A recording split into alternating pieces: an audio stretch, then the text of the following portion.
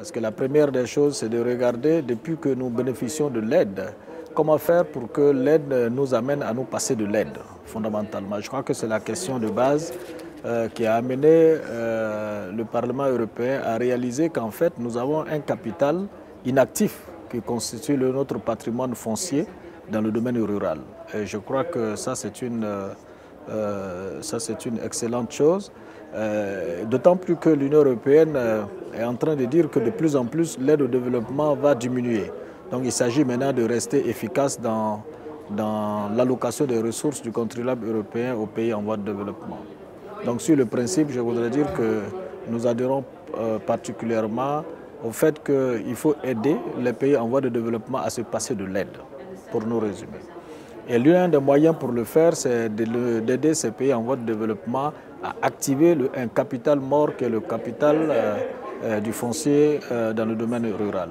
En ce qui concerne notre pays, nous avons une expérience que nous voudrions partager ici à Bruxelles avec les autres pays qui sont tous concernés par ce débat. La première expérience que nous avons eue, nous avons, comme la plupart des pays en voie de développement, hérité d'une vision des droits de propriété au niveau de la colonisation. Et très longtemps, nous avons gardé cette vision, mais qui était inadaptée à nos réalités. Donc ce que nous avons fait, c'est que nous avons pris une loi en 1998 qui reconnaissait nos droits coutumiers.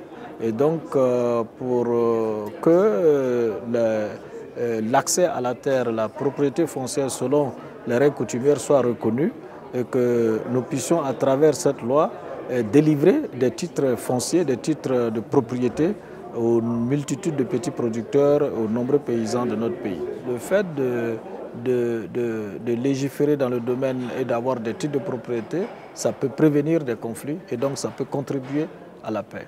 La deuxième chose, c'est qu'une fois que ces titres fonciers ou ces droits de propriété sont établis, cela permet à ce capital mort donc de pouvoir être actif et de contribuer à la richesse des masses rurales. Vous-même, vous avez dit d'entrée de jeu, la projection sur les terres aujourd'hui en Afrique et dans les pays en voie de développement qui sont un capital mort, que s'ils avaient été recensés et bien codifiés, qui pourraient considérer des sommes énormes qui allaient permettre honnêtement de réduire la pauvreté. Fondamentalement, c'est que quand vous voyez souvent, il y a des paysans chez nous par exemple qui détiennent des milliers d'hectares comme propriété, mais qui sont pauvres. C'est inacceptable. Qui ne les cultivent pas.